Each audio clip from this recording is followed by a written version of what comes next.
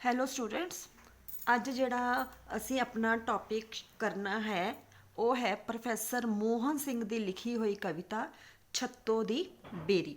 ਸੋ ਇਹ ਕਵਿਤਾ ਜਿਹੜੀ ਆ ਉਸ ਸਮੇਂ ਦੇ ਵਕਤ ਨੂੰ ਬਿਆਨ ਕਰਦੀ ਹੈ ਜਿਸ ਵਕਤ ਦੇ ਵਿੱਚ ਲੋਕਾਂ ਦੇ ਦਿਲਾਂ ਦੇ ਵਿੱਚ ਆਪਸੀ ਸਾਂਝ ਸੀ, ਆਪਸ ਦੇ ਲਈ ਪਿਆਰ ਸੀ, ਆਪਸੀ ਮੋਹ ਸੀ ਲੋਕਾਂ ਦੇ ਦਿਲਾਂ ਦੇ ਵਿੱਚ, ਜਾਂ ਇਹ ਕਹਿ ਲਓ ਕਿ ਮਨੁੱਖੀ ਪਿਆਰ ਨੂੰ ਜ਼ਿਆਦਾ ਅਹਿਮੀਅਤ ਦਿੱਤੀ ਜਾਂਦੀ ਸੀ ਚੀਜ਼ਾਂ ਨਾਲੋਂ।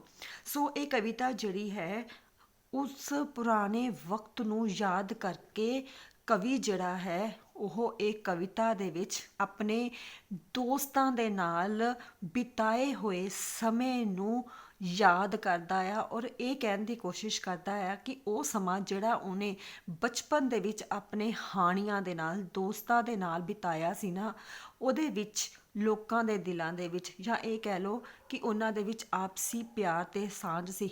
ਪਰ ਇਹ ਜਿਹੜਾ ਪਿਆਰ ਆ ਨਾ ਉਹ ਅੱਜ ਦੇ ਪਦਾਰਥਵਾਦੀ ਯੁੱਗ ਦੇ ਵਿੱਚ, ਕਿਉਂਕਿ ਅੱਜ ਕੱਲ੍ਹ ਜਿਹੜੀ ਹੈ ਨਾ ਉਹ ਰਿਸ਼ਤਿਆਂ ਦੇ ਨਾਲੋਂ ਚੀਜ਼ਾਂ ਨੂੰ ਜ਼ਿਆਦਾ ਕਹਿ ਲਓ ਮੁੱਲ ਪਾਇਆ ਜਾਂਦਾ ਆ, ਜ਼ਿਆਦਾ ਅਹਿਮੀਅਤ ਦਿੱਤੀ ਜਾਂਦੀ ਹੈ ਔਰ ਇਸ ਕਰਕੇ ਪਦਾਰਥਵਾਦੀ ਯੁੱਗ ਦੇ ਵਿੱਚ ਜਿਹੜਾ ਨਾ ਉਹ ਮਨੁੱਖ ਦਾ ਸੁਭਾਅ ਬਿਲਕੁਲ ਬਦਲ ਗਿਆ ਆ, ਸਾਂਝ ਖਤਮ ਹੋ ਗਈ ਹੈ ਔਰ ਸਿਰਫ ਜਿਹੜਾ ਹੈ ਮੁੱਲ ਚੀਜ਼ਾਂ ਦਾ ਹੀ ਰਹਿ ਗਿਆ ਆ, ਆਪਸੀ ਪਿਆਰ ਦਾ ਕੋਈ ਮੁੱਲ ਵੀ ਨਹੀਂ ਰਹਿ ਗਿਆ। ਸੋ ਦੇਖਦੇ ਹਾਂ ਕਿ ਇਹਦੇ ਵਿੱਚ ਕਵੀ ਨੇ ਜਿਹੜਾ ਹੈ ਕੀ ਦੱਸਣ ਦੀ ਕੋਸ਼ਿਸ਼ ਕੀਤੀ ਹੈ। ਇਸ ਕਵਿਤਾ ਵਿੱਚ ਕਵੀ ਨੇ ਛੱਤੋ ਦੀ ਬੇਰੀ ਨਾਲ ਸੰਬੰਧਿਤ ਆਪਣੇ ਬਚਪਨ ਦੀਆਂ ਯਾਦਾਂ ਯਾਦ ਕਰਨ ਦੇ ਨਾਲ ਨਾਲ ਅੱਜ ਦੇ ਪਦਾਰਥਵਾਦੀ ਯੁੱਗ ਵਿੱਚ ਮਨੁੱਖੀ ਸੁਭਾਅ ਵਿੱਚ ਆਈ ਤਬਦੀਲੀ ਨੂੰ ਆਪਣੀ ਕਵਿਤਾ ਦਾ ਵਿਸ਼ਾ ਬਣਾਇਆ ਹੈ। ਸੋ ਕਵੀ ਜਿਹੜਾ ਆ ਇੱਕ ਪਾਸੇ ਤਾਂ ਆਪਣੇ ਬਚਪਨ ਦੇ ਦਿਨਾਂ ਨੂੰ ਯਾਦ ਕਰਦਾ ਹੈ ਜਿਹੜਾ ਉਹਨੇ ਆਪਣੇ ਦੋਸਤਾਂ ਨਾਲ, ਹਾਣੀਆਂ ਦੇ ਨਾਲ ਬਿਤਾਇਆ ਸੀ, ਪਿਆਰ ਦੇ ਨਾਲ, ਔਰ ਦੂਸਰਾ ਜਿਹੜਾ ਅੱਜ ਦਾ ਪਦਾਰਥਵਾਦੀ ਯੁੱਗ ਹੈ ਜਿਹਦੇ ਵਿੱਚ ਸਿਰਫ ਪਦਾਰਥਾਂ ਦੀ, ਚੀਜ਼ਾਂ ਦੀ ਹੀ ਕੀਮਤ ਹੈ ਨਾ, ਉਹਦੇ ਵਿੱਚ ਮਨੁੱਖ ਦੇ ਸੁਭਾਅ ਦੇ ਵਿੱਚ ਜਿਹੜਾ ਫਰਕ ਆ ਗਿਆ ਹੈ ਨਾ, ਜਿਹੜੀ ਤਬਦੀਲੀ ਆ ਗਈ ਹੈ ਔਰ ਅੱਜ ਜਿਹੜਾ ਮਨੁੱਖ ਹੈ ਉਹ ਇੱਕ ਦੂਜੇ ਦੀ ਜਿਹੜੀ ਆ ਕਹਿ ਲਓ ਕਿ ਉੱਚੀ ਆਵਾਜ਼ ਨੂੰ ਬਰਦਾਸ਼ਤ ਕਰਨਾ ਉਹਦੇ ਜ਼ਹਿਨ ਦੇ ਵਿੱਚ ਬਹੁਤ ਔਖਾ ਆ, ਉਹਦੀ ਬਰਦਾਸ਼ਤ ਤੋਂ ਬਾਹਰ ਹੈ ਨਾ। ਇਹ ਸੁਭਾਅ ਜਿਹੜਾ ਹੈ ਉਹ ਸਿਰਫ ਇਸ ਕਰਕੇ ਆਇਆ ਆ ਕਿ ਅੱਜ ਕੱਲ੍ਹ ਜਿਹੜਾ ਮਨੁੱਖ ਹੈ ਉਹ ਆਪਸੀ ਰਿਸ਼ਤਿਆਂ ਨੂੰ ਅਹਿਮੀਅਤ ਨਹੀਂ ਦਿੰਦਾ। ਸੋ ਦੇਖਦੇ ਹਾਂ ਕਿ ਮੋਹਨ ਭੰਡਾਰੀ ਜਿਹੜਾ ਮੋਹਨ ਸਿੰਘ ਆ ਉਹਨੇ ਇਸ ਕਵਿਤਾ ਦੇ ਵਿੱਚ ਕੀ ਦੱਸਣ ਦੀ ਕੋਸ਼ਿਸ਼ ਕੀਤੀ ਹੈ। ਉਹ ਕਿੱਧਰ ਗਏ ਦਿਹਾੜੇ, ਦਿਹਾੜੇ ਹੁੰਦਾ ਦਿਨ, ਜਦ ਛੱਤੋ ਦੇ ਪਿਛਵਾੜੇ, ਪਿਛਵਾੜੇ ਹੁੰਦਾ ਘਰ ਦਾ ਪਿਛਲਾ ਹਿੱਸਾ।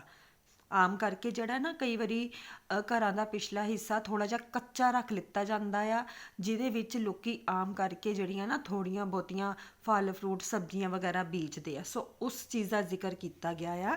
ਹੁਣ ਕਵੀ ਜਿਹੜਾ ਹੈ ਨਾ ਉਹ ਉਹਨਾਂ ਦਿਨਾਂ ਨੂੰ ਯਾਦ ਕਰਦਾ ਆ ਜਦੋਂ ਉਹ ਆਪਣੇ ਬਚਪਨ ਦੇ ਵਿੱਚ ਆਪਣੇ ਦੋਸਤਾਂ ਦੇ ਨਾਲ ਮੌਜ ਮਸਤੀ ਕਰਦਾ ਸੀ, ਖੁਸ਼ੀ ਖੁਸ਼ੀ ਸਮਾਂ ਬਤੀਤ ਕਰਦਾ ਸੀ। ਸੋ ਕਵੀ ਜਿਹੜਾ ਆ ਆਪਣੇ ਉਹਨਾਂ ਦਿਨਾਂ ਨੂੰ ਯਾਦ ਕਰਦਾ ਹੈ। ਉਹ ਕੀ ਕਹਿੰਦਾ ਆ ਕਿ ਉਹ ਦਿਹਾੜੇ ਕਿੱਥੇ ਚਲੇ ਗਏ, ਉਹ ਦਿਨ ਕਿੱਥੇ ਚਲੇ ਗਏ ਜਦੋਂ ਛੱਤੋ ਦੇ ਪਿਛਵਾੜੇ ਸਾਂ ਬੇਰ ਛੱਤੋ ਦੇ ਢਾਉਂਦੇ, ਢਾਉਂਦੇ ਮਤਲਬ ਲਾਉਂਦੇ, ਕਿ ਜਿਹੜਾ ਛੱਤੋ ਆ ਉਹਦੇ ਘਰ ਦੇ ਪਿਛਲੇ ਹਿੱਸੇ ਦੇ ਵਿੱਚ ਜਿਹੜਾ ਬੇਰੀ ਦਾ ਰੁੱਖ ਲੱਗਾ ਹੋਇਆ ਸੀਗਾ ਨਾ, ਉਹ ਕੀ ਕਰਦੇ ਸੀ, ਉੱਥੋਂ ਬੇਰ ਤੋੜਦੇ ਸੀ, ਢਾਉਂਦੇ ਸੀ ਮਤਲਬ ਬੇਰ ਤੋੜਦੇ ਸੀ, ਹੱਸ ਹੱਸ ਕੇ ਗਾਲਾਂ ਖਾਂਦੇ। ਔਰ ਹੁੰਦਾ ਕੀ ਸੀ ਕਿ ਜਦੋਂ ਕਵੀ ਜਿਹੜਾ ਹੈ ਉਹ ਛੱਤੋ ਦੇ ਘਰ ਦੇ ਪਿਛਲੇ ਹਿੱਸੇ ਦੇ ਵਿੱਚ ਲੱਗੇ ਹੋਏ ਬੇਰੀ ਦੇ ਰੁੱਖ ਦੇ ਉੱਪਰੋਂ ਬੇਰ ਤੋੜਦੇ ਸੀਗੇ ਨਾ, ਤਾਂ ਜਿਹੜੀ ਛੱਤੋ ਮਾਈ ਹੈ ਨਾ ਉਹ ਕੀ ਕਰਦੀ ਸੀ, ਉਹਨਾਂ ਨੂੰ ਗਾਲਾਂ ਕੱਢਦੀ ਸੀ, ਪਰ ਮਿੱਠੀਆਂ ਗਾਲਾਂ, ਜਿੱਦਾਂ ਕਹਿੰਦੇ ਨਾ ਬਜ਼ੁਰਗ ਜਿਹੜੇ ਆ ਉਹਨਾਂ ਦੀਆਂ ਗਾਲਾਂ ਵੀ ਮਿੱਠੀਆਂ ਹੀ ਹੁੰਦੀਆਂ ਨੇ। ਸੋ ਉਹਨਾਂ ਨੂੰ ਗਾਲਾਂ ਕੱਢਦੀ ਸੀ ਤੇ ਉਹ ਕੀ ਕਰਦੇ ਸੀ, ਹੱਸ ਹੱਸ ਕੇ ਗਾਲਾਂ ਖਾਂਦੇ। ਔਰ ਸਾਰੇ ਜਿਹੜੇ ਕਵੀ ਦੇ ਨਾਲ ਦੇ ਹਾਣੀ ਸੀਗੇ ਨਾ, ਉਹਦੇ ਦੋਸਤ ਸੀ, ਉਹ ਹੱਸ ਕੇ ਸਾਰੀਆਂ ਗਾਲਾਂ ਨੂੰ ਬਰਦਾਸ਼ਤ ਕਰ ਲੈਂਦੇ ਸੀ। ਘਰ ਲਾਗੇ ਲਾਗੇ ਸਿਰੀਆਂ, ਸਿਰੀਆਂ ਹੁੰਦੀਆਂ ਸਿਰ, ਲਾਗੇ ਲਾਗੇ ਮਤਲਬ ਕੋਲ ਕੋਲ ਉਹ ਬੇਰੀ ਥੱਲੇ ਬਹਿਣਾ। ਕਰਦੇ ਕੀ ਸੀ, ਕਵੀ ਦੇ ਸਾਰੇ ਜਿਹੜੇ ਦੋਸਤ ਆ, ਉਹਦੇ ਹਾਣੀ ਆ, ਉਹ ਬੇਰੀ ਦੇ ਰੁੱਖ ਦੇ ਹੇਠਾਂ ਸਾਰੇ ਜਿਹੜੇ ਆ ਨਾ ਆਪਣਾ ਸਿਰ ਜੋੜ ਜੋੜ ਕੇ, ਜਿੱਦਾਂ ਕਹਿ ਲਓ ਨਾ ਕਿ ਸਭਾ ਕਰਨੀ ਹੋਵੇ ਜਾਂ ਕੋਈ ਸਲਾਹ ਮਸ਼ਵਰਾ ਕਰਨਾ ਹੋਵੇ, ਉੱਦਾਂ ਸਾਰੇ ਦੋਸਤ ਜਿਹੜੇ ਆ ਨਾ ਉਹ ਬੇਰੀ ਦੇ ਰੁੱਖ ਹੇਠਾਂ ਸਿਰ ਜੋੜ ਜੋੜ ਕੇ ਬੈਠ ਜਾਂਦੇ ਸੀ। ਥੋੜੀ ਜਿਹੀ ਘੁਰ ਮਗਰੋਂ ਤੇ ਫਿਰ ਘੁਰ ਹੁੰਦੀ ਕੁਸਰ ਮੁਸਰ ਕਰਨੀ, ਲੁਕ ਲੁਕ ਕੇ ਗੱਲਾਂ ਕਰਨੀਆਂ। ਔਰ ਫਿਰ ਉਹ ਕੀ ਕਰਦੇ ਸੀ, ਥੋੜੀ ਦੇਰ ਜਿਹੜੀ ਨਾ ਆਪਸ ਦੇ ਵਿੱਚ ਕੁਸਰ ਮੁਸਰ ਕਰਦੇ ਸੀ, ਸਲਾਹ ਕਰਦੇ ਸੀ। ਫਿਰ ਜਾ ਛੱਤੋ ਨੂੰ ਕਹਿਣਾ, ਔਰ ਉਹ ਆਪਸ ਦੇ ਵਿੱਚ ਕੁਸਰ ਮੁਸਰ ਕਰਨ ਤੋਂ ਬਾਅਦ, ਸਲਾਹ ਕਰਨ ਤੋਂ ਬਾਅਦ ਜਿਹੜੇ ਆ ਉਹ ਜਾ ਕੇ ਛੱਤੋ ਨੂੰ ਕੀ ਕਹਿੰਦੇ ਸੀ, ਛੇਤੀ ਕਰ ਬੇਬੇ ਛੱਤੋ ਤੈਨੂੰ ਸੱਦਦੀ ਭੂਆ ਸੱਤੋ। ਸੋ ਜਾਣ ਕੇ ਜਿਹੜਾ ਆ ਕਿ ਜਿਹੜੀ ਛੱਤੋ ਹੈ ਉਹ ਥੋੜੀ ਦੇਰ ਲਈ ਘਰ ਨੂੰ ਛੱਡ ਕੇ ਚਲੇ ਜਾਵੇ, ਇਸ ਕਰਕੇ ਉਹ ਜਾਣ ਕੇ ਜਿਹੜੇ ਆ ਬਹਾਨਾ ਬਣਾਉਂਦੇ ਸੀ।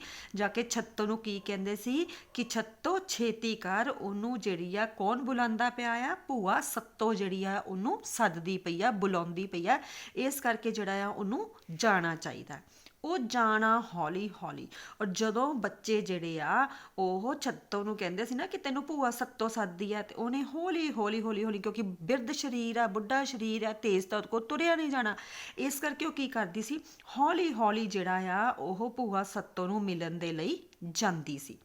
ਅਸਾਂ ਕਰਕੇ ਫੁਰਤੀ ਛੋਲੀ। ਸੋ ਜਿੱਦਾਂ ਹੀ ਜਿਹੜੀ ਛੱਤੋ ਆ ਉਹ ਘਰੋਂ ਨਿਕਲਦੀ ਸੀ ਬੱਚਿਆਂ ਕੋਲੋਂ ਇਹ ਸੁਣ ਕੇ ਕਿ ਉਹਨੂੰ ਭੂਆ ਸੱਤੋ ਸੱਦਦੀ ਪਈ ਹੈ ਨਾ, ਬੱਚਿਆਂ ਨੇ ਉਹਦੇ ਜਾਣ ਤੋਂ ਬਾਅਦ ਬੜੀ ਹੀ ਫੁਰਤੀ ਦੇ ਨਾਲ, ਬੜੀ ਹੀ ਕਹਿ ਲਓ ਕਿ ਜਿੱਦਾਂ ਹੀ ਉਹਨਾਂ ਨੇ ਦੇਖਣਾ ਨਾ ਕਿ ਛੱਤੋ ਜਿਹੜੀ ਆ ਘਰੋਂ ਨਿਕਲ ਗਈ ਹੈ, ਉਹਨਾਂ ਨੇ ਫਟਾਫਟ ਫੁਰਤੀ ਦੇ ਨਾਲ ਜਿਹੜਾ ਆ ਉਹਨਾਂ ਨੇ ਕੀ ਕਰਨਾ, ਗਾਲੜ ਆਂਗੂਰ ਚੜ ਜਾਣਾ। ਤੇ ਉਹਨਾਂ ਜਿੱਦਾਂ ਨਾ ਗਾਲੜ ਫਟਾਫਟ ਜਿਹੜੀ ਆ ਰੁੱਖ ਤੇ ਚੜ ਜਾਂਦੀ ਹੈ, ਉਸੇ ਤਰ੍ਹਾਂ ਉਹਨਾਂ ਨੇ ਵੀ ਨਾ ਫੁਰਤੀ ਦੇ ਨਾਲ ਰੁੱਖ ਤੇ ਚੜ ਜਾਂਦੇ ਸੀ। ਬੇਰਾਂ ਦਾ ਮੀਂਹ ਵਰਾਣਾ। ਔਰ ਛੱਤੋ ਦੇ ਜਾਣ ਤੋਂ ਬਾਅਦ ਉਹਨਾਂ ਨੇ ਲਗਾਤਾਰ ਜਿਹੜਾ ਆ ਬੇਰੀ ਨੂੰ ਜ਼ੋਰ ਜ਼ੋਰ ਦੀ ਹਿਲਾਉਂਦੇ ਸੀ। ਔਰ ਜਦੋਂ ਹਿਲਾਉਂਦੇ ਸੀ ਕੀ ਹੁੰਦਾ ਸੀ, ਬੇਰਾਂ ਦਾ ਥੱਲੇ ਕੀ ਵਰਦਾ ਸੀ, ਮੀਂਹ ਵਰਦਾ ਸੀ। ਕਿੰਨੇ ਬੇਰ ਜਿਹੜੇ ਆ ਨਾ ਉਹ ਟੁੱਟ ਕੇ ਥੱਲੇ ਡਿੱਗਦੇ ਸੀ। ਸੋ ਇੱਥੇ ਜਿਹੜਾ ਆ ਬੱਚਿਆਂ ਦੀ ਮੌਜ ਮਸਤੀ ਦੱਸੀ ਗਈ ਹੈ, ਜਿਹੜੀ ਕਵੀ ਨੇ ਆਪਣੇ ਦੋਸਤਾਂ ਦੇ ਨਾਲ ਦਿਨ ਬਿਤਾਏ ਸੀ ਬਚਪਨ ਦੇ ਵਿੱਚ, ਜਦੋਂ ਉਹ ਖੁਸ਼ੀ ਸਾਰੇ ਇਕੱਠੇ ਹੋ ਕੇ ਛੱਤੋ ਦੇ ਘਰ ਜਾਂਦੇ ਸੀ, ਬੇਰੀ ਦੇ ਬੇਰ ਤੋੜਦੇ ਸੀ, ਉਹਨੂੰ ਬਹਾਨੇ ਦੇ ਨਾਲ ਘਰੋਂ ਕੱਢ ਦਿੰਦੇ ਸੀ, ਤੇ ਫਿਰ ਜਿਹੜਾ ਹੈ ਬੜੀ ਹੀ ਫੁਰਤੀ ਦੇ ਨਾਲ ਰੁੱਖ ਦੇ ਉੱਪਰ ਚੜ੍ਹ ਕੇ ਗਾਲੜ ਵਾਂਗ ਉਹਦੇ ਜਿਹੜੇ ਆ ਬੇਰ ਤੋੜਦੇ ਸੀ। ਇੱਕ ਤਰ੍ਹਾਂ ਦਾ ਉਹ ਕੀ ਕਰਦੇ ਸੀ, ਬੇਰਾਂ ਦਾ ਮੀਂਹ ਵਰਾਉਂਦੇ ਸੀ। ਆਪੀ ਤਾਂ ਚੁਣ ਚੁਣ ਖਾਣੇ, ਛੋਹਰਾਂ ਨੂੰ ਦਬਕੇ ਲਾਣੇ, ਛੋਹਰਾਂ ਮਤਲਬ ਮੁੰਡਿਆਂ ਨੂੰ, ਦਬਕੇ ਲਾਣੇ ਮਤਲਬ ਡਾਂਟਣਾ ਉਹਨਾਂ ਨੂੰ।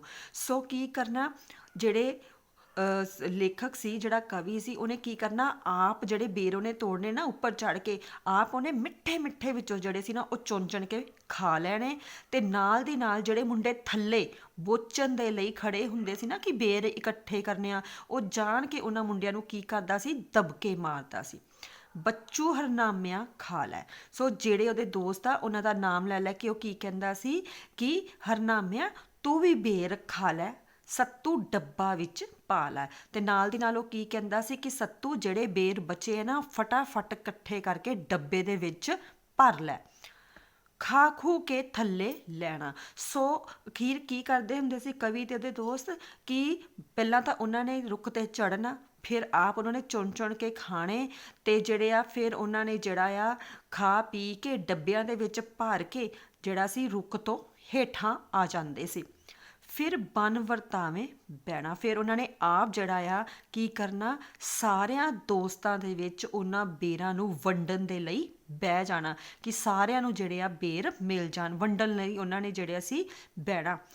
ਕੁਝ ਵੰਡ ਕਰਾਈ ਲੈਣੀ, ਕੁਝ ਕੰਡੇ ਚੁਬਾਈ ਲੈਣੀ। ਸੋ ਚਲਾਕੀ ਕਰਦੇ ਸੀ ਉਹ, ਕੀ ਕਰਦੇ ਸੀ ਜਿਹੜੇ ਕਿ ਕੁਝ ਵੰਡ ਕਰਾਈ ਲੈਣੀ, ਕਿ ਜਦੋਂ ਉਹ ਸਾਰੇ ਬੇਰਾਂ ਨੂੰ ਹਿੱਸਿਆਂ ਦੇ ਵਿੱਚ ਵੰਡਦੇ ਸੀ ਨਾ, ਜਿੰਨੇ ਵੀ ਦੋਸਤ ਸੀ ਸਾਰੇ ਆਪਸ ਦੇ ਵਿੱਚ ਵੰਡਦੇ ਸੀ, ਤਾਂ ਉਹਨਾਂ ਨੇ ਕੀ ਕਰਨਾ, ਆਪਣਾ ਹਿੱਸਾ ਜ਼ਿਆਦਾ ਰੱਖਦੇ ਸੀ। ਕਿਉਂਕਿ ਉਹਨਾਂ ਨੇ ਕਹਿਣਾ ਕਿ ਇੱਕ ਤਾਂ ਅਸੀਂ ਬੇਰ ਤੋੜੇ ਆ, ਇਸ ਕਰਕੇ ਵੰਡੇ ਵੀ ਮੈਂ ਆ, ਮੇਰਾ ਹਿੱਸਾ ਜ਼ਿਆਦਾ ਬਣਦਾ ਆ। ਤੇ ਫਿਰ ਦੂਸਰਾ, ਉਹਨਾਂ ਨੇ ਰੁੱਖ ਤੇ ਚੜੇ ਆ, ਉਹਨਾਂ ਦੇ ਕੰਡੇ ਵੀ ਬਹੁਤ ਚੁੱਭੇ ਆ, ਇਸ ਕਰਕੇ ਉਹ ਕੀ ਕਰਦੇ ਸੀ ਕਿ ਇੱਕ ਤਾਂ ਉਹ ਵੰਡ ਕਰਾਈ ਕਰਕੇ ਤੇ ਦੂਸਰਾ ਕੰਡੇ ਚੁੱਭਣ ਕਰਕੇ ਜਿਹੜਾ ਆ ਆਪਣਾ ਹਿੱਸਾ ਜ਼ਿਆਦਾ ਰੱਖਦੇ ਸੀ ਜਿਹੜਾ ਰੁੱਖ ਤੇ ਚੜਦਾ ਸੀ।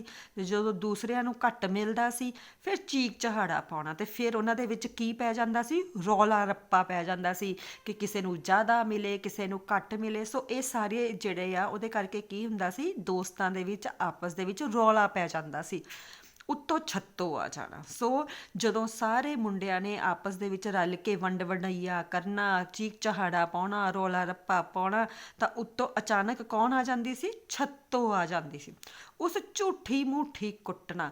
ਹੁਣ ਜਦੋਂ ਉਹ ਜਾਂਦੀ ਸੀ ਉਹਨੂੰ ਪਤਾ ਤਾਂ ਹੈਗਾ ਹੀ ਸੀ ਕਿ ਪਿੱਛੋਂ ਜਿਹੜੀ ਹੈਗੀ ਆ ਉਹਨਾਂ ਨੇ ਬੇਰ ਤੋੜ ਤੋੜ ਕੇ ਖਾਣੇ ਆ। ਸੋ ਉਹਨੇ ਵੀ ਜਿਹੜਾ ਸੀ ਉਹ ਕੀ ਕਰਦੀ ਸੀ, ਝੂਠੀ ਮੂਠੀ ਉਹਨਾਂ ਨੂੰ, ਜਿੱਦਾਂ ਸੱਚੇ ਮਨੋਂ ਨਹੀਂ, ਝੂਠੀ ਮੂਠੀ ਉਹਨਾਂ ਬੱਚਿਆਂ ਨੂੰ ਕੀ ਕਰਦੀ ਸੀ, ਉਹ ਕੁੱਟਦੀ ਸੀ। ਤੇ ਜਦੋਂ ਕੁੱਟਦੀ ਸੀ ਝੂਠੀ ਮੁੱਠੀ, ਤੇ ਅੱਗੋਂ ਜਿਹੜੇ ਕਵੀ ਔਰ ਉਹਦੇ ਜਿਹੜੇ ਨਾਲ ਦੇ ਹਾਣੀ ਸੀਗੇ ਨਾ, ਅਸੀਂ ਝੂਠੀ ਮੁੱਠੀ ਰੋਣਾ, ਤੇ ਉਹ ਵੀ ਕੀ ਕਰਦੇ ਸੀ, ਛੱਤੋਂ ਨੂੰ ਝੂਠੀ ਮੁੱਠੀ ਦਾ ਰੋ ਰੋ ਕੇ ਦਿਖਾਉਂਦੇ ਸੀ ਕਿ ਜਿਵੇਂ ਉਹਨਾਂ ਨੂੰ ਬੜੀ ਸੱਟ ਲੱਗਦੀ ਪਈ ਆ, ਬੜਾ ਹੀ ਦਰਦ ਹੁੰਦਾ ਪਿਆ। ਸੋ ਜਾਣ ਜਾਣ ਕੇ ਉਹਨੂੰ ਰੋ ਰੋ ਕੇ ਵਿਖਾਉਂਦੇ ਸੀ। ਉਸ ਧੌਣ ਅਸਾਡੀ ਛੱਡਣੀ, ਧੌਣ ਹੁੰਦੀ ਗਰਦਨ, ਉਹਨੇ ਕੀ ਕਰਨਾ, ਛੱਤੋਂ ਨੇ ਜਾਣ ਕੇ ਜਿਹੜਾ ਹੈ ਨਾ ਧੌਣ ਦੇ ਉੱਪਰ ਘਸੁੰਨ ਮਾਰਨਾ, ਜਾਣ ਕੇ ਉਹਨੂੰ ਜਿਹੜਾ ਆ ਕੁੱਟਣ ਦਾ ਦਿਖਾਵਾ ਕਰਨਾ, ਅਸਾਂ ਟੱਪ ਕੇ ਪਰਾਂ ਖਲੋਣਾ। ਹੁਣ ਛੱਤੋਂ ਕੋ ਤਾਂ ਤੇਜ਼ ਤੇਜ਼ ਦੌੜ ਨਹੀਂ ਸੀ ਹੁੰਦਾ, ਤੇਜ਼ ਤੇਜ਼ ਤੁਰ ਨਹੀਂ ਸੀ ਹੁੰਦਾ। ਸੋ ਉਹਨੇ ਜਿੱਦਾਂ ਹੀ ਧੌਣ ਤੇ ਛੱਡਣ ਦੀ ਕੋਸ਼ਿਸ਼ ਕਰਨੀ, ਮਾਰਨ ਦੀ ਕੋਸ਼ਿਸ਼ ਕਰਨੀ, ਉਹਨਾਂ ਨੇ ਕੀ ਕਰਨਾ, ਬੱਚਿਆਂ ਨੇ ਜਾਣ ਕੇ ਜਿਹੜਾ ਆ ਟੱਪ ਟੱਪ ਕੇ ਉਹਦੇ ਅੱਗੇ ਅੱਗੇ ਜਾ ਕੇ ਖਲੋਣਾ, ਜਾਣ ਜਾਣ ਕੇ ਉਹਨੂੰ ਛੱਤੋਂ ਨੂੰ ਕੀ ਕਰਨਾ, ਤੰਗ ਕਰਨਾ। ਉਹਨੇ ਜਿੱਦਾਂ ਜਿੱਦਾਂ ਉਹਨੂੰ ਮਾਰਨ ਦੀ ਕੋਸ਼ਿਸ਼ ਕਰਨੀ, ਨਿਆਣਿਆਂ ਨੇ ਟੱਪ ਟੱਪ ਕੇ ਅੱਗੇ ਅੱਗੇ ਉਹਦੇ ਦੌੜਨਾ। ਉਸ ਗਾਲਾਂ ਦੇਣੀਆਂ ਖੋਲ ਕੇ। ਸੋ ਛੱਤੋਂ ਦਾ ਜਦੋਂ ਬੱਸ ਨਹੀਂ ਸੀ ਨਾ ਚੱਲਦਾ, ਉਹਨੇ ਦੇਖਣਾ ਕਿ ਬੱਚੇ ਤਾਂ ਉਹਦੇ ਹੱਥ ਨਹੀਂ ਆਉਂਦੇ ਪਏ, ਕਿਉਂਕਿ ਉਹਦੇ ਕੋਲ ਤਾਂ ਵਿਚਾਰੀ ਕੋਲੋਂ ਹੁਣ ਬਹੁਤਾ ਨੱਠ ਭਜਾਈ ਹੁੰਦੀ ਨਹੀਂ, ਪਰ ਬੱਚੇ ਤਾਂ ਜਿਹੜੇ ਆ ਉਹ ਫੁਰਤੀ ਦੇ ਨਾਲ ਅੱਗੇ ਅੱਗੇ ਦੌੜੀ ਜਾਂਦੇ ਸੀ। ਤਾਂ ਉਹਨੇ ਕੀ ਕਰਨਾ, ਰੱਜ ਕੇ ਬੱਚਿਆਂ ਨੂੰ ਗਾਲਾਂ ਕੱਢਣੀਆਂ, ਅਸਾਂ ਗਾਉਣਾ ਅੱਗੋਂ ਰਲ ਕੇ। ਤੇ ਬੱਚੇ ਜਿਹੜੇ ਆ ਉਹਨੇ ਕੀ ਕਰਨਾ, ਛੱਤੋਂ ਨੂੰ ਚੜਾਉਣ ਦੇ ਲਈ, ਜਾਣ ਕੇ ਤੰਗ ਕਰਨ ਦੇ ਲਈ ਉਹਨੂੰ ਕੀ ਕਰਨਾ, ਗਾਣੇ ਗਾ ਗਾ ਕੇ ਵਿਖਾਉਣਾ ਕਿ ਅਸੀਂ ਜਿੱਦਾਂ ਜਿਹੜੇ ਆ ਨਾ, ਉਹ ਮੱਚਦੀ ਸੀ, ਗੁੱਸਾ ਕਰਦੀ ਸੀ, ਗਾਲਾਂ ਕੱਢਦੀ ਸੀ, ਧੌਣ ਤੇ ਲਾਉਂਦੀ ਸੀ, ਤਾਂ ਬੱਚਿਆਂ ਨੇ ਵੀ ਅੱਗੋਂ ਝੂਠੀ ਮੁੱਠੀ ਰੋ ਕੇ ਵਿਖਾਉਣਾ, ਜਾਣ ਜਾਣ ਕੇ ਉਹਨੂੰ ਟੱਪਣਾ ਅੱਗੇ ਤੰਗ ਕਰਨ ਦੇ ਲਈ। ਤੇ ਜਾਣ ਜਾਣ ਕੇ ਜਦੋਂ ਉਹਨੇ ਗਾਲਾਂ ਕੱਢਣੀਆਂ ਤੇ ਬੱਚਿਆਂ ਨੇ ਅੱਗੋਂ ਉਹਨੂੰ ਜਿਹੜਾ ਆ ਹੋਰ ਤੰਗ ਕਰਨ ਦੇ ਲਈ ਗਾ ਗਾ ਕੇ ਵਿਖਾਉਣਾ। ਜਿੱਦਾਂ ਕਹਿੰਦੇ ਨਾ ਕਿ ਬੱਚਿਆਂ ਦੇ ਉੱਪਰ ਕੋਈ ਅਸਰ ਨਹੀਂ ਹੁੰਦਾ, ਢੀਠ, ਉਹ ਹਾਲਾਤ। ਛੱਤੋਂ ਮਾਈ ਦੀਆਂ ਗਾਲਾਂ ਹਨ ਦੁੱਧ ਘਿਓ ਦੀਆਂ ਨਾਲਾਂ। ਦੁੱਧ ਤੇ ਘਿਓ ਬੇਟਾ ਦੋਨੋਂ ਜਿਹੜੀਆਂ ਨਾ ਖਾਲਸ ਖੁਰਾਕਾਂ ਨੇ, ਦੋਨੋਂ ਵਧੀਆ ਖੁਰਾਕਾਂ ਨੇ, ਜਿਹੜੀਆਂ ਕਿ ਇਹ ਸਮਝ ਲਓ ਤੁਸੀਂ ਕਿ ਬੱਚਿਆਂ ਦੇ ਸਿਹਤ ਦੇ ਲਈ ਗੁਣਕਾਰੀ ਹੈ, ਵਧੀਆ ਚੀਜ਼ਾਂ ਆ। ਕਿਉਂਕਿ ਕਹਿੰਦੇ ਆ ਨਾ ਕਿ ਦੁੱਧ ਤੇ ਘਿਓ ਜਿਹੜਾ ਆ ਉਹ ਬੱਚਿਆਂ ਦੀ ਸਿਹਤ ਬਣਾਉਣ ਦੇ ਲਈ ਸਭ ਤੋਂ ਵਧੀਆ ਖੁਰਾਕ ਹੈ।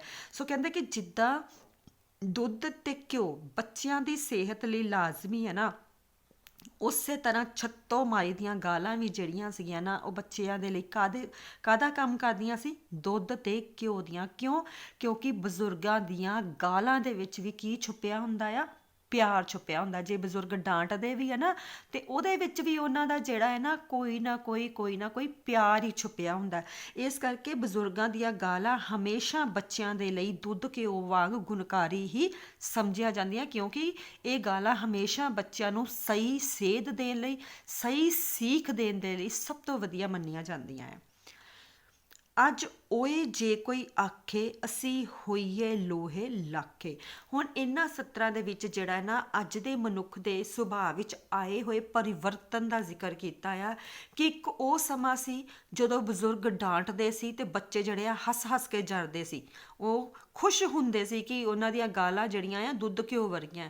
ਪਰ ਅੱਜ ਦਾ ਸਮਾਂ ਜਿਹੜਾ ਹੈ ਨਾ ਉਹ ਬਿਲਕੁਲ ਬਦਲ ਚੁੱਕਾ ਹੈ, ਪਰਿਵਰਤਨ ਹੋ ਚੁੱਕਾ। ਕਿਉਂ?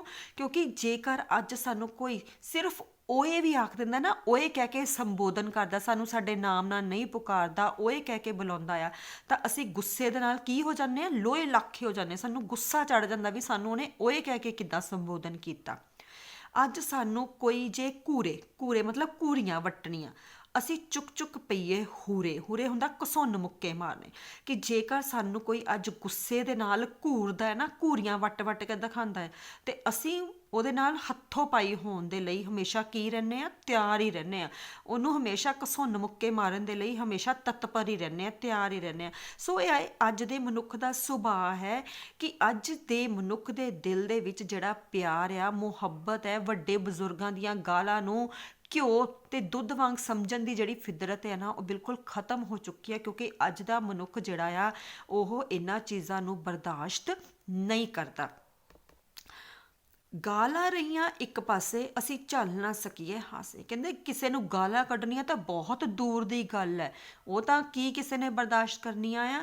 ਜੇ ਅਸੀਂ ਕਿਸੇ ਨੂੰ ਹੱਸ ਕੇ ਵੀ ਵਿਖਾ ਦਿੰਦੇ ਆ ਨਾ, ਤਾਂ ਉਹਦਾ ਵੀ ਲੋਕ ਗਲਤ ਹੀ ਮਤਲਬ ਕੱਢਦੇ ਆ ਕਿ ਹਾਂ ਇਹ ਮੈਨੂੰ ਦੇਖ ਕੇ ਹੱਸਦਾ ਪਿਆ ਆ। ਸੋ ਸਾਡੇ ਹਾਸੇ ਦਾ ਵੀ ਜਿਹੜਾ ਹੈ ਨਾ, ਉਹ ਗਲਤ ਹੀ ਮਤਲਬ ਕੱਢਿਆ ਜਾਂਦਾ ਹੈ। ਇਹ ਸੋਚਿਆ ਜਾਂਦਾ ਆ ਕਿ ਇਹ ਜਾਣ ਜਾਣ ਕੇ ਮੇਰਾ ਮਜ਼ਾਕ ਉਡਾਉਣ ਦੇ ਲਈ ਹੱਸਦਾ ਪਿਆ। ਸੋ ਇੱਥੇ ਜਿਹੜਾ ਹੈ ਕਵੀ ਦੱਸਣਾ ਚਾਹੁੰਦਾ ਕਿ ਗਾਲਾਂ ਦੇਣੀਆਂ, ਕਿਸੇ ਨੂੰ ਗਾਲਾਂ ਕੱਢਣੀਆਂ ਤਾਂ ਬਹੁਤ ਦੂਰ ਦੀ ਗੱਲ ਹੈ। ਸਾਡਾ ਜਿਹੜਾ ਹੈ ਕਿਸੇ ਵੱਲ ਦੇਖ ਕੇ ਹੱਸਣਾ, ਸਮਾਈਲ ਦੇਣਾ ਵੀ ਜਿਹੜਾ ਹੈ ਨਾ, ਉਹ ਬਹੁਤ ਦੂਰ ਦੀਆਂ ਗੱਲਾਂ ਹੈ। ਕਿਉਂਕਿ ਸਾਡਾ ਹਾਸਾ ਵੀ ਲੋਕਾਂ ਦੀ ਬਰਦਾਸ਼ਤ ਤੋਂ ਬਾਹਰ ਆ। ਗੱਲ ਗੱਲ ਤੇ ਭੱਜੀਏ ਥਾਣੇ। ਹੁਣ ਜੇ ਛੋਟੀ ਜਿਹੀ ਵੀ ਗੱਲ ਹੋ ਜਾਂਦੀ ਹੈ ਨਾ, ਤੇ ਆਪਸ ਦੇ ਵਿੱਚ ਸੁਲਝਾਉਣ ਦੀ ਕੋਈ ਕੋਸ਼ਿਸ਼ ਨਹੀਂ ਕਰਦਾ ਕਿ ਅਸੀਂ ਬੈਠ ਕੇ ਆਪਸ ਦੇ ਵਿੱਚ ਜਿਹੜਾ ਆ ਉਹ ਵਿਚਾਰ ਚਰਚਾ ਕਰ ਲਈਏ, ਗੱਲ ਨੂੰ ਸੁਲਝਾ ਲਈਏ ਨਾ। ਮਾੜੀ ਜਿਹੀ ਵੀ ਗੱਲ ਹੋਵੇ ਨਾ, ਤਾਂ ਅਸੀਂ ਮਿੰਟ ਦੇ ਵਿੱਚ ਕਿੱਥੇ ਦੌੜਦੇ ਹਾਂ, ਥਾਣੇ 'ਚ ਦੌੜਦੇ ਹਾਂ। ਅਸੀਂ ਭੁੱਲ ਬੈਠੇ ਉਹ ਜਾਣੇ। ਕਹਿੰਦੇ ਕਿ ਜਿਹੜੇ ਸਾਨੂੰ ਹੁੰਦੇ ਸੀ ਨਾ, ਕਿ ਉਹ ਸਾਰੇ ਜਾਣੇ ਜਿਹੜੇ ਅੱਗੇ ਰਲ ਮਿਲ ਕੇ ਬੈਠਦੇ ਸੀ, ਸਭਾ ਕਰਦੇ ਸੀ, ਆਪਸ ਦੇ ਵਿੱਚ ਸਲਾਹ ਮਸ਼ਵਰਾ ਕਰਦੇ ਸੀ ਕਿ ਇਹ ਸਾਡੇ ਆਪਣੇ ਜੀ ਆ, ਸਾਡੇ ਆਪਣੇ ਜਾਣੇ ਆ। ਉਹ ਜਿਹੜੀ ਮਨੁੱਖ ਦੀ ਸੋਚ ਸੀ ਨਾ, ਉਹ ਅਸੀਂ ਭੁੱਲ ਗਏ ਆ ਕਿ ਉਹ ਸਾਡੇ ਆਪਣੇ ਆ, ਉਹ ਸਾਰੇ ਜਾਣੇ ਆਪਣੇ ਆ ਨਾ। ਉਹ ਚੀਜ਼ ਅਸੀਂ ਹੁਣ ਆਪਣੇ ਦਿਮਾਗ ਦੇ ਵਿੱਚੋਂ ਭੁਲਾ ਹੀ ਦਿੱਤੀ ਆ। ਉਹ ਕਿੱਧਰ ਗਏ ਦਿਹਾੜੇ, ਜਦ ਛੱਤੋਂ ਦੇ ਪਿਛਵਾੜੇ ਸਾਂ ਬੇਰ ਛੱਤੋਂ ਦੇ ਢਾਂਦੇ, ਹੱਸ ਹੱਸ ਕੇ ਗਾਲਾਂ ਖਾਂਦੇ। ਸੋ ਜਿਹੜਾ ਕਵੀ ਹੈ ਉਹ ਕੀ ਕਹਿੰਦਾ ਆ ਕਿ ਇਹ ਜਿਹੜਾ ਸਮਾਂ ਆ ਉਹ ਪਦਾਰਥਵਾਦੀ ਇਹੋ ਜਿਹਾ ਆਇਆ ਹੈ ਜਿੱਥੇ ਦਿਲਾਂ ਦੀ ਸਾਂਝ ਖਤਮ ਹੋ ਗਈ ਹੈ। ਤੇ ਕਵੀ ਜਿਹੜਾ ਹੈ ਉਹਨਾਂ ਦਿਨਾਂ ਨੂੰ ਯਾਦ ਕਰਦਾ ਹੋਇਆ ਕਹਿੰਦਾ ਆ ਕਿ ਉਹ ਦਿਨ ਕਿੱਥੇ ਬੀਤ ਗਏ, ਕਿੱਥੇ ਚਲੇ ਗਏ, ਜਿਹੜੇ ਉਹਨੇ ਆਪਣੇ ਦੋਸਤਾਂ ਦੇ ਨਾਲ ਬਿਤਾਏ ਸੀ ਬਚਪਨ ਦੇ ਵਿੱਚ, ਜਦੋਂ ਉਹ ਸਾਰੇ ਜਾਣੇ ਮਿਲ ਕੇ ਛੱਤੋ ਦੇ ਘਰ ਦੇ ਪਿਛਲੇ ਹਿੱਸੇ ਵਿੱਚ ਲੱਗੇ ਹੋਏ ਬੇਰੀ ਦੇ ਬੇਰ ਤੋੜਦੇ ਸੀ, ਮਿਲ ਕੇ ਵੰਡਦੇ, ਖਾਂਦੇ, ਪਿਆਰ ਦੇ ਨਾਲ ਗਾਲਾਂ ਖਾਂਦੇ ਸੀ, ਔਰ ਹੱਸਦੇ ਹੋਏ ਜਿਹੜੇ ਆ ਉਹ ਇਹਨਾਂ ਚੀਜ਼ਾਂ ਨੂੰ ਬਰਦਾਸ਼ਤ ਕਰਦੇ ਸੀ। ਕਿਉਂਕਿ ਕਿਸੇ ਦੇ ਮਨ ਦੇ ਵਿੱਚ ਵੀ ਨਾ ਇੱਕ ਦੂਜੇ ਦੇ ਪ੍ਰਤੀ ਵੈਰ ਦੀ ਭਾਵਨਾ ਨਹੀਂ ਸੀ। ਪਰ ਅੱਜ ਦਾ ਮਨੁੱਖ ਜਿਹੜਾ ਹੈ ਉਹ ਇਹਨਾਂ ਸਭ ਚੀਜ਼ਾਂ ਤੋਂ ਉੱਪਰ ਉੱਠ ਚੁੱਕਾ ਆ। ਸਿਰਫ ਜਿਹੜਾ ਹੈ ਉਹ ਆਪਣੇ ਬਾਰੇ ਸੋਚਦਾ ਆ, ਔਰ ਦੂਸਰੇ ਪ੍ਰਤੀ ਸੋਚਣਾ ਜਾਂ ਦੂਸਰੇ ਦੇ ਜਿਹੜੇ ਆ ਕਹਿ ਲਓ ਕਿ ਭਾਵਨਾਵਾਂ ਦੀ ਕਦਰ ਕਰਨੀ ਜਿਹੜੀ ਹੈ ਉਹ ਅੱਜ ਦਾ ਮਨੁੱਖ ਭੁੱਲ ਚੁੱਕਾ ਹੈ। ਇਸ ਕਰਕੇ ਜਿਹੜੀ ਹੈ ਅੱਜ ਕੱਲ੍ਹ ਆਪਸੀ ਰਿਸ਼ਤਿਆਂ ਦੀ ਜਿਹੜੀ ਕੀਮਤ ਹੈ ਉਹ ਬਿਲਕੁਲ ਕੀ ਹੋ ਚੁੱਕੀ ਹੈ, ਖਤਮ ਹੋ ਚੁੱਕੀ ਹੈ। ਸੋ ਇਸ ਕਰਕੇ ਜਿਹੜਾ ਇਹਦੇ ਵਿੱਚ ਮੋਹਨ ਸਿੰਘ ਹੈ ਉਹ ਆਪਣੇ ਪੁਰਾਣੇ ਸਮੇਂ ਨੂੰ ਯਾਦ ਕਰਦਾ ਆ, ਜਿਹੜਾ ਬਚਪਨ ਉਹਨੇ ਆਪਣੇ ਦੋਸਤਾਂ ਦੇ ਨਾਲ ਰਲ ਮਿਲ ਕੇ ਪਿਆਰ ਦੇ ਨਾਲ ਬਿਤਾਇਆ ਸੀ। ਠੀਕ ਹੈ ਬੇਟੇ, ਇਸ ਤਰ੍ਹਾਂ ਤੁਸੀਂ ਜਿਹੜੀ ਆ ਪੋਇਮ ਦੀ ਤਿਆਰੀ ਕਰੋਗੇ। Thank you.